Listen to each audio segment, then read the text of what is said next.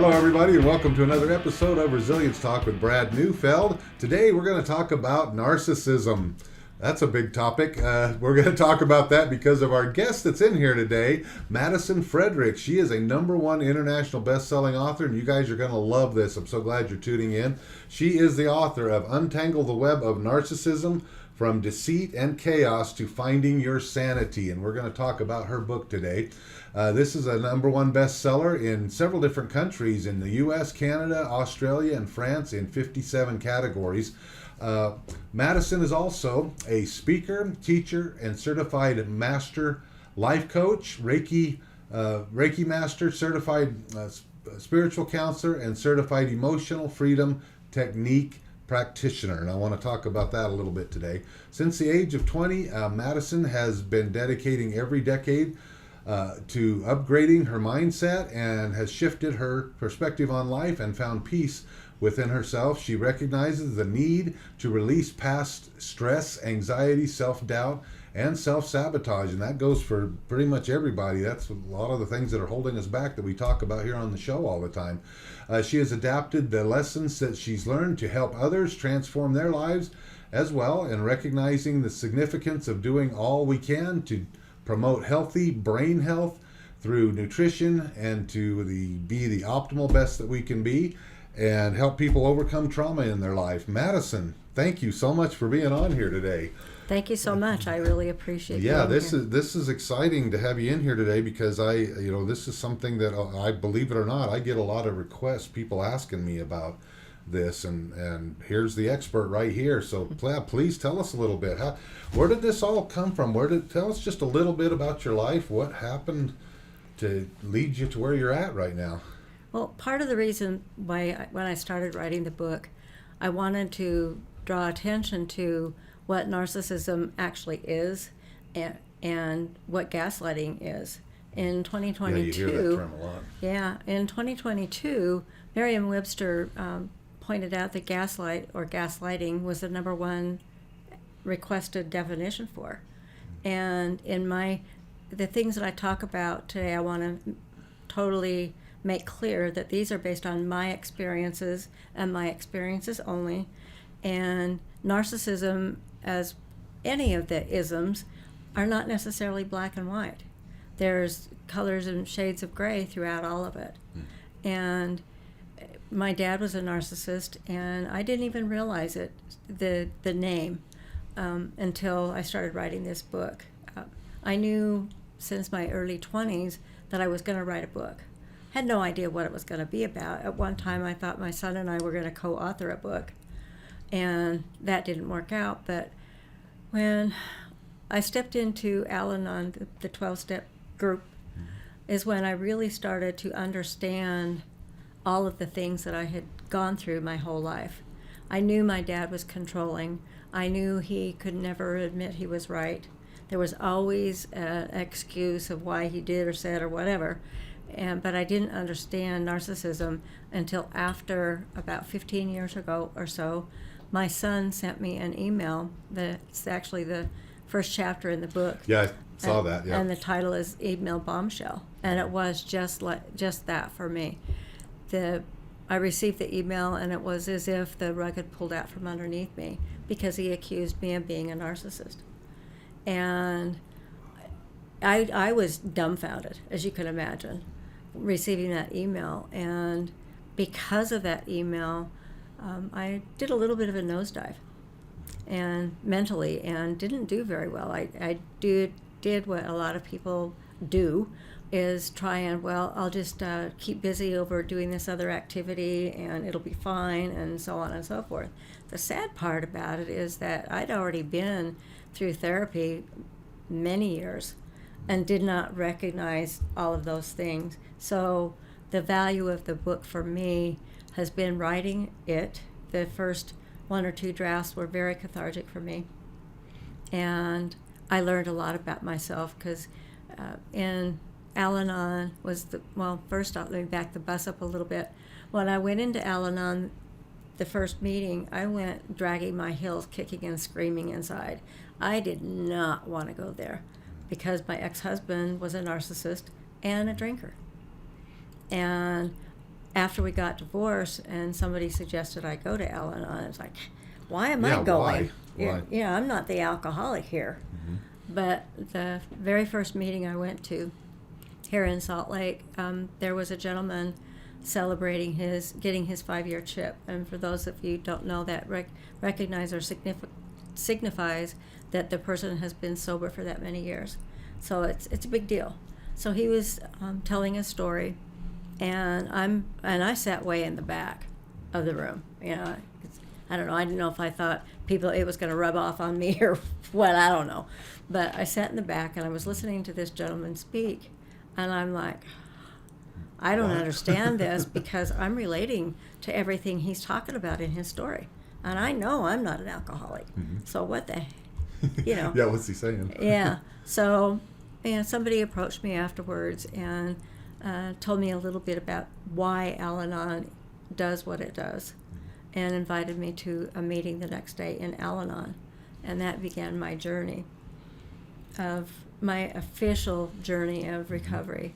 I had been doing things, but it was all the surface stuff, all the surface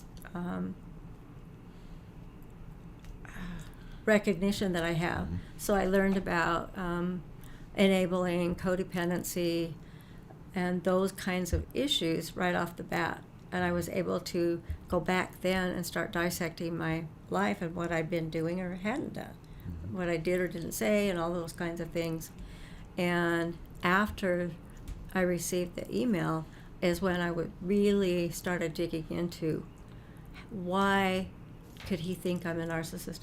What have I done or said or did or didn't do that would make him believe that? Well, in your working with people over the years, do you find that their experience is similar to yours, that people don't ever stop and say, maybe I need to do some changing here? How often do you see that? Not very often, at least from the initial get-go when I work with people. I had a client come in and she was wanting some help with her attitude and her mindset about why she didn't believe she was capable of getting a better job and more financial independence. And whenever I work with somebody, I do kind of like a little mini interview with them to see where they're at and all those kinds of things. And the result ended up being is that all of that belief system within her, and I also believe that anything that we go through remains with us, good or bad, happy, sad, whatever, remains in our bodies on a cellular level. Wow. So all of these feelings that's huge. I think people should listen to what she's saying, folks. It's there. Yeah. So, yeah. Okay. And so after working with her, come to find out it all stemmed from when she was in high school. Yeah. And a girl had bullied her.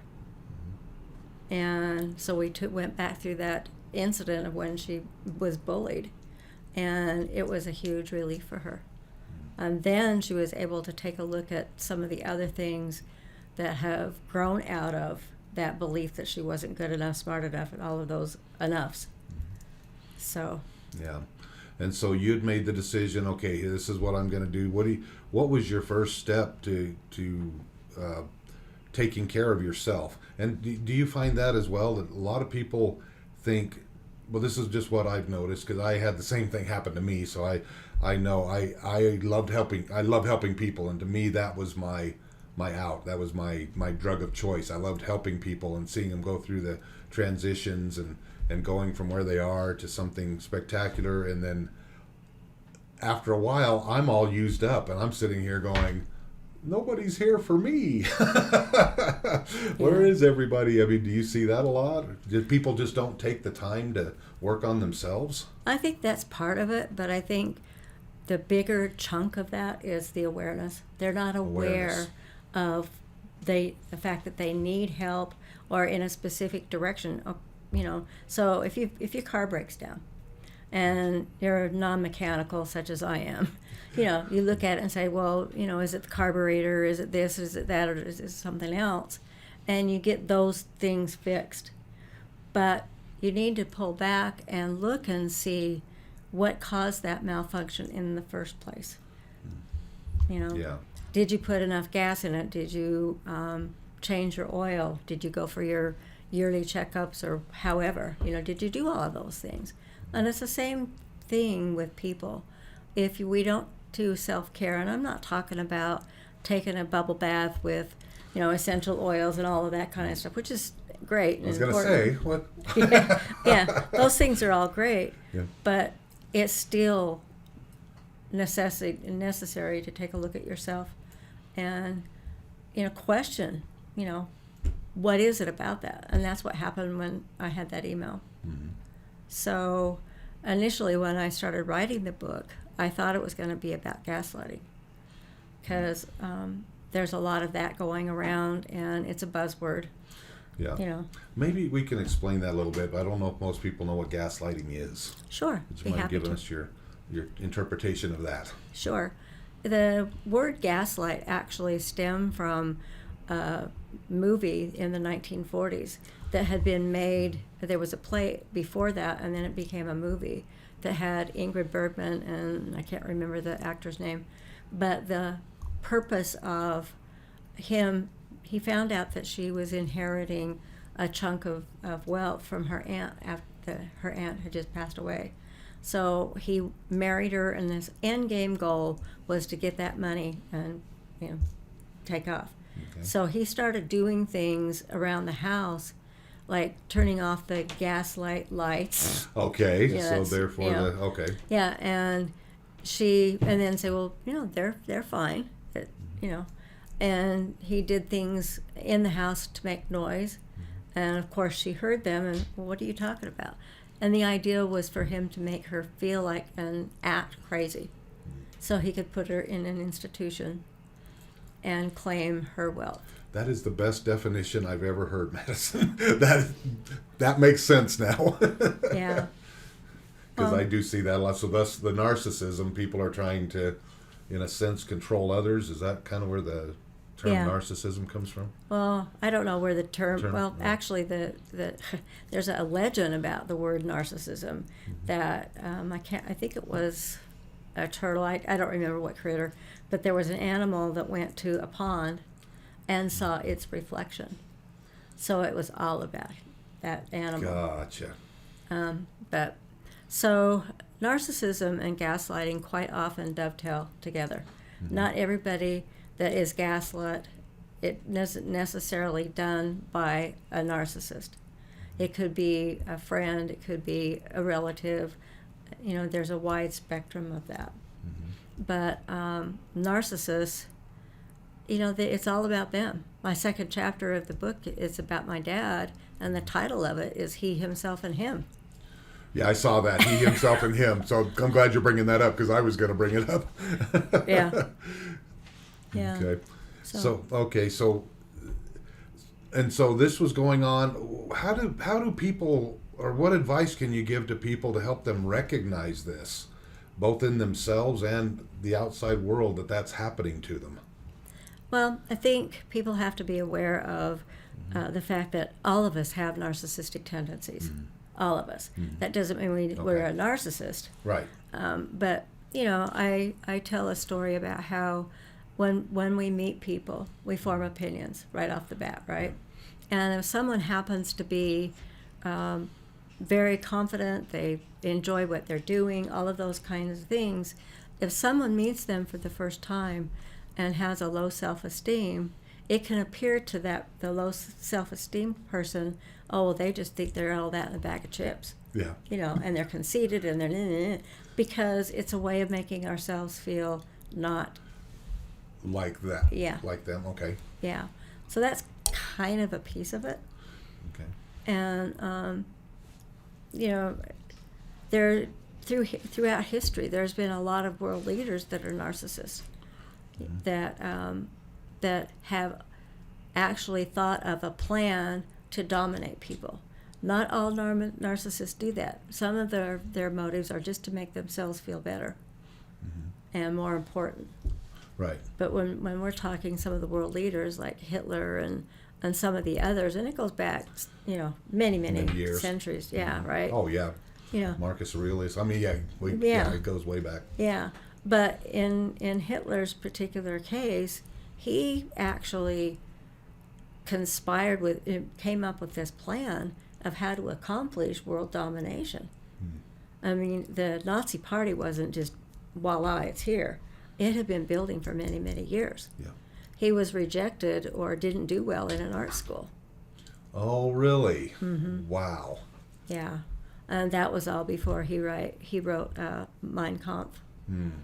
So, there's a history of all of that. And when he started his campaign, not just against Jews, but a lot of other nationalities, it was the things that he did was very strategic. And not only just to control the country, but it was also to control people's minds. It was a very psychological intention on his part. So the book burning, people got horrified. They burned all of these books, right?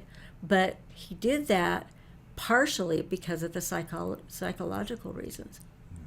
Because if you're told you're a creep or whatever, even if you on some level know that that's not true, it still stays in your brain. Like I said, the cellular level of stuff. Yeah. So, he used that technique very well. A lot of narcissists now that I've known, their end game was just to make themselves feel worthy and important. And the only way a lot of those kinds of people know how to do it is to put other people down, shame them, make them feel embarrassed, those kinds of things, to make themselves look better.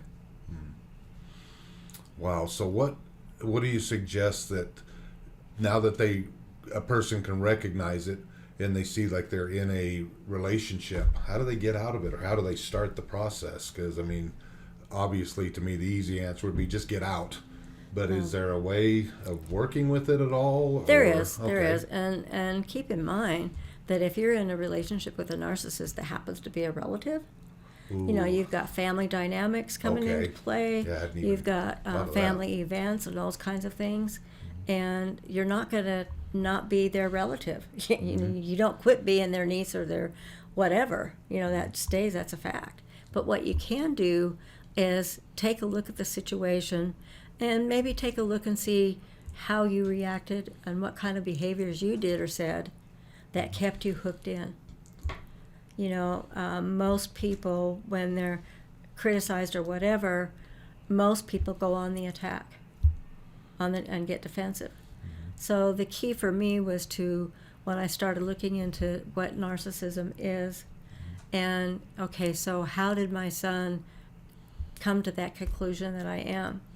So I looked at all of the woulda, shoulda, couldas, the things that I could have done better or differently or not at all. Those things came into focus, and I was able to pull back enough to see, yeah, I didn't do some things so great. Okay, so all of this was happening in your life. When did you decide? You said you knew you would write a book at the age of 20, or you had a feeling you would. You just didn't know what it was. At what point did you say, this is important? I have something here that I can teach others, and that's the book here. So how did that all? Yeah, take us through that. When did you make that decision of this is the time? Well, like I mentioned, I thought the book was going to be all about gaslighting, and I met with a friend of mine that has a long background in journalism, and I said, okay, I've got this idea to write a book about gaslighting, but given all of the options and opportunities to be involved with the authorship of the book, do I write it myself? Do I get a writing coach? Do I hire a ghostwriter? Those kinds of things. And after we had that conversation, I realized that I needed to get a writing coach. I mean, I had never written before, and grammar and those kinds of things were never my forte, right? So, and within 1 week, 3 different people, unsolicited, told me about the woman that I hired as my coach, Bridget Cook Birch, and she is amazing. So I signed up to go to a writer's retreat with her, and she likes you to submit a sample of your writing to see skill, style, those kinds of things. And it may not make a whole lot of sense to people, but typically a publisher wants a manuscript that has 60 to 80,000 words on it. Well, when I showed up to the retreat, I had actually written about 37,000 words. Now, I didn't submit all 37,000 to her, but I get there, and in part of the retreat, you do a one-on-one with Bridget. And I just have so much respect for the lady. But we're doing this one-on-one, and she says, well, typically speaking, people that write a memoir like what you're proposing to do, unless you have a huge story, like somebody leaving the FLDS church like Rebecca Musser or something like that, or you're a celebrity, people don't necessarily, why am I going to read this book, right? So she looked at me and she said, well, have you ever thought about writing a self-help book? Because you've got a lot of skills. Yeah. I mean, she knew some of the things that I do.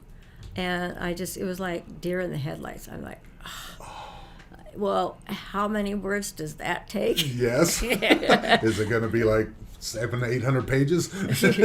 And the answer was 60 to 80,000 words. Wow. Okay. And I'm like, oh, and man. I could feel my energy just, I have to start all over, and all the blah blah blah. And she's known as the book whisperer, and that is very apropos, because she gently guided me and led me to where I needed to be. So when I actually started writing this book, it was very cathartic for me. I talk about a lot of the learned behaviors that I picked up, and living with a narcissist for the first 18 years of my life, those are tools that I used for coping, to protect myself. So then I left the fire and jumped into the frying pan when I married my first husband, who not only was a narcissist, but was also an alcoholic. And I wrote the chapters, and not necessarily, I didn't write them in the order that they landed up being in the book, because like I said, the book was very cathartic for me. So when something came up, that, like my enabling, for instance, that came up and I was writing on that, it also spurred memories of other things that I had done to survive. So the book, the order of the chapters and things, I didn't start with chapter 1 and work my way through to the 18th chapter. It came in pieces. And as I continued to write, I continued to edit myself. And as I did that, more information and more stuff came up. The chapter about my son and the email didn't happen until almost the very end. Really? I was not going to include that because I didn't want to throw anybody under the bus. Even my dad, when the first couple drafts, I did nothing but, well, you did that, so I did this. There was a lot of justification. So the biggest learning tool that I teach, or what I realized really was that I had justified everything I said or did, just like my dad. Mm-hmm. There was an incident that happened with my granddaughter, and I write about that in the book. But my reaction, when my son told me about this, my reaction was, well, everybody's purse is out loose, and it's not my fault. And I did not respond very well, not at all. Not my stellar moment. But looking back on that, I can see the words were here, but I could not say, I'm sorry, or what can we do? That was not in my wheelhouse at the time, at all. Yeah. And that came through writing the book. Wow. So in a sense, this was therapeutic in its own. Oh, yeah. Absolutely. Yeah, to get that all out there. And so then you turned this book, or you were doing this actually before the book, correct, where you're working with people? Mm-hmm. Yeah, tell us about what you do. Because I'd like to know a little bit more about this emotional freedom technique, the EFT. I've heard about it. Yeah. What is that exactly? Fantastic. Is it? Okay. You heard it here, folks.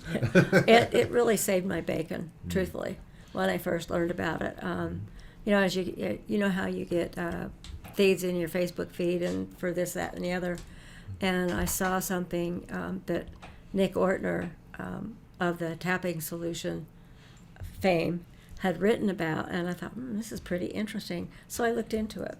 And what it is that when our bodies go into fight or flight, if we're fearful or if we're feeling an emotion that's very uncomfortable, cortisol is up and ready. It's going to come in and save the day. That creates the So the fight or flight. Adrenaline or the the fight or flight. Fight or flight. What tapping does when you're working through a particular issue, say for instance, you're in a car accident and you've got trauma from that, right? Mm-hmm.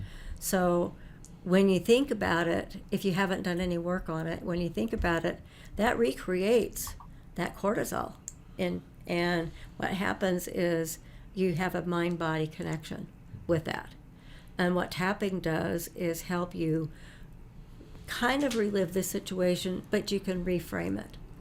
So you talk about the negative side of things, but then you say, well, maybe I can get through this. Maybe it is okay. Maybe I am safe. And that actually is when the mind-body connection ceases to exist.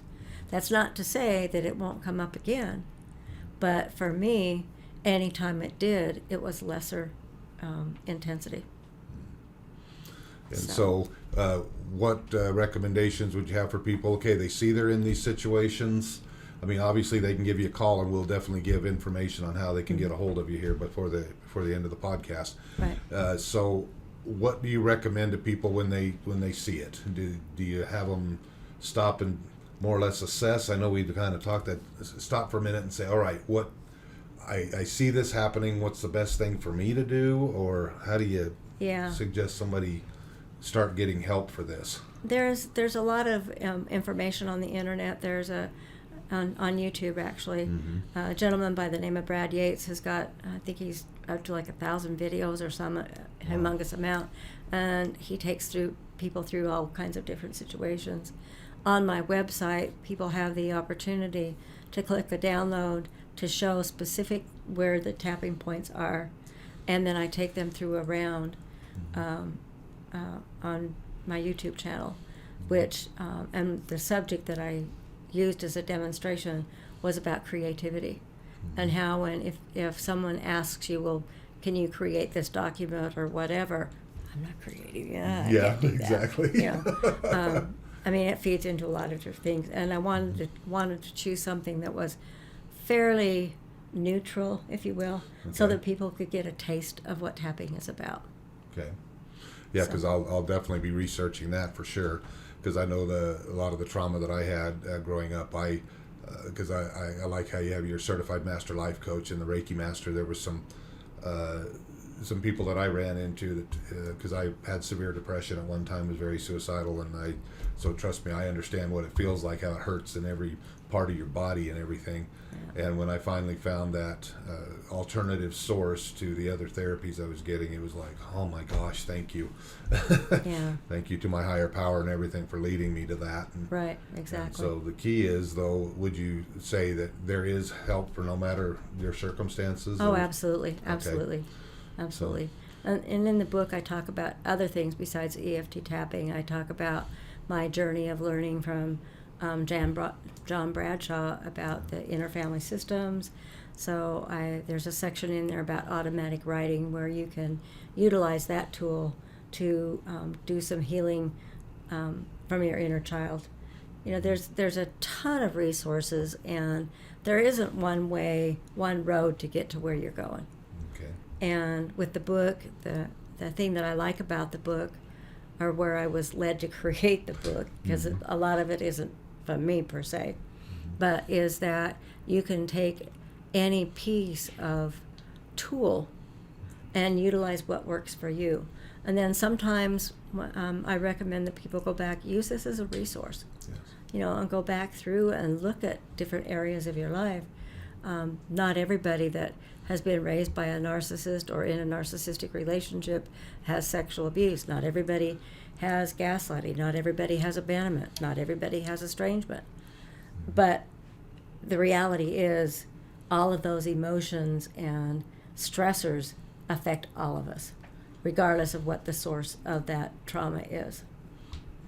So people can pick and choose, and if tapping doesn't work, or if it works and you want to try something else to fine tune, because healing is not done in one fell swoop. No, and people need to understand that. I just call it the TikTok world. We're in the TikTok world. Everybody's expecting cure in 30 seconds, and it's like, oh, enough of that. Things take time. Well, it's kind of, if you look about like when a baby's born, when it comes into the world, it doesn't automatically know how to sit up, crawl, walk, all those kinds of things. They learn those things in layers, and that's the same way it is with healing for most people. Yeah. Okay. So it does take time, so be sure to work through it. So how can people get a hold of you? Because I highly recommend it. Again, if you feel like you're in a circumstance, as my audience knows this, don't wait. Get help. You don't have to live in the bubble that you're in. You can break out of it. And so definitely, if this is something that Madison has rang a bell with here today, reach out. And how would they do that? How do they find you? My website is madisonfrederick.com. Mm-hmm. The book can be purchased on Amazon. Mm-hmm. And again, this is what it looks like. Everybody will get a nice little shot of it here. And right now it's available on ebook, softcover, hard copy, and it should be available on Audible within the next 2 weeks. Awesome. So. Fantastic. So that's coming. Madison, this has been one last thing I'd like to touch on. We were talking about something just before, and as my audience knows, we do everything we can to stay away from politics here. There's just so much contention, and that's not what we're all about. But yet, in a sense, our world, in a sense, is trying to control us, and that's just a big thing for me. Enough. We have enough as in common as human beings. Let's work together and help each other out here. Yeah. So talk about that a little bit, because that was fascinating what you were talking about. I think there's has been a shift in energy. My belief is that everything is energy. Yes. Everything, and the molecules bounce against each other and create the sound and the level of intensity. So, it's been proven that different tones of music can resonate at a lower frequency, and there's also music available that raises the vibration up, so it helps people raise their vibration. You hear about listening to certain radio frequencies, and I talk about that in the book, how you can utilize those to help yourself. But I think recently I've learned a lot about still self-reflection, still looking at myself. That'll never stop. But I've realized that because of things are the way they are on the planet. I'll just give you an example. When COVID hit, I went into a deep dive into the conspiracy theory stuff, and who did what to who and all of those kinds of things, and who was responsible.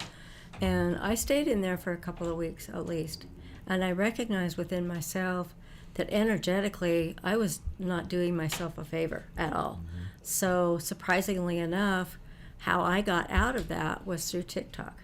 Nice. I scrolled past all of the opinions and all of that stuff, but I focused on the humor that TikTok brought. Okay. Yeah, there is a lot of that on there for sure. So, the dogs and cat stories where the dog bumps into the wall and, whatever. Those kinds of things. And that really lifted me energetically.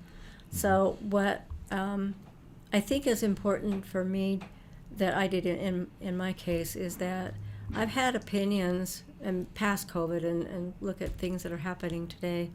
I've had opinions about certain politicians or certain this or that's. And I've realized that I've been contributing emotionally, energetically to all of that. Mm. And what can I do as just me, myself, and I is to take a look at what I can do to raise my vibration and give to the planet instead of taking away or adding to the negativity. Awesome. So I learned many years ago about Hawaiian prayer. It's called Ho'oponopono. And it's a simple process. There's 3 sentences that you say, and you focus on whatever it is you're trying to focus on. So in my case, I focused on Mr. Blue. Okay.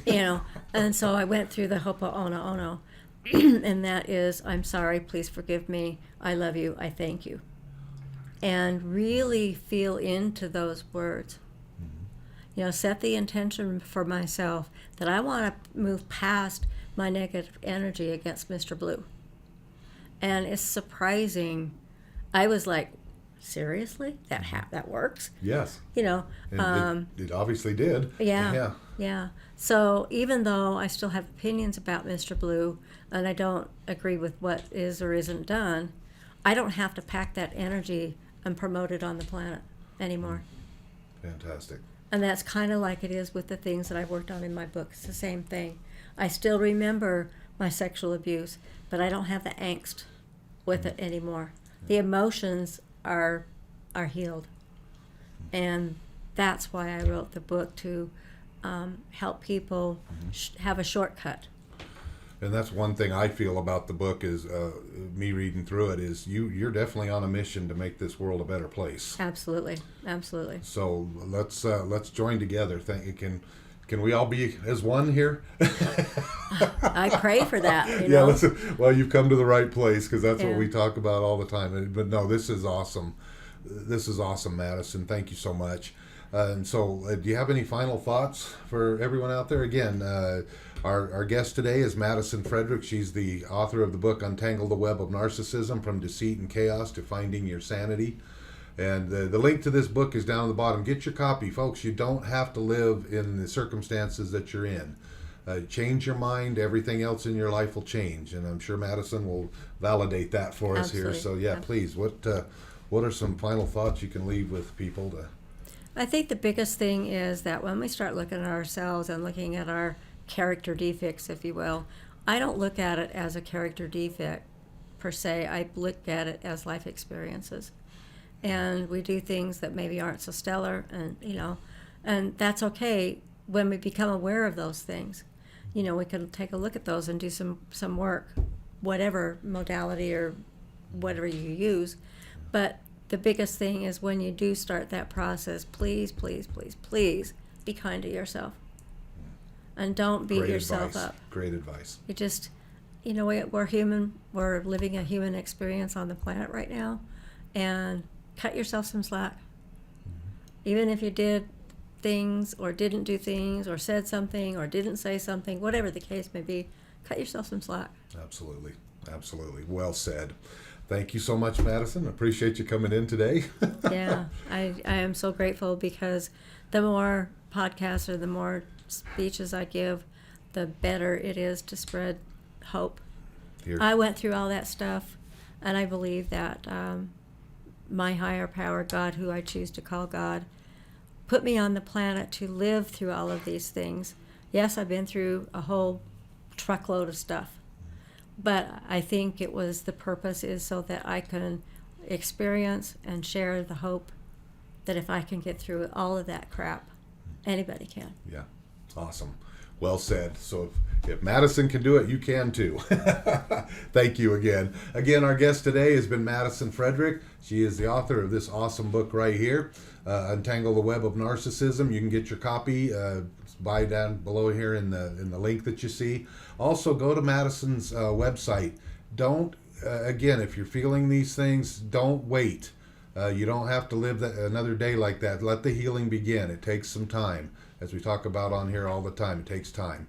So, gosh, what a wonderful interview we've had today. And guys, tune in. Just be sure and listen to this podcast here as many times as you need to get the message that's coming across here. It's been wonderful. I can just feel the spirit here in the studio today. This has been awesome.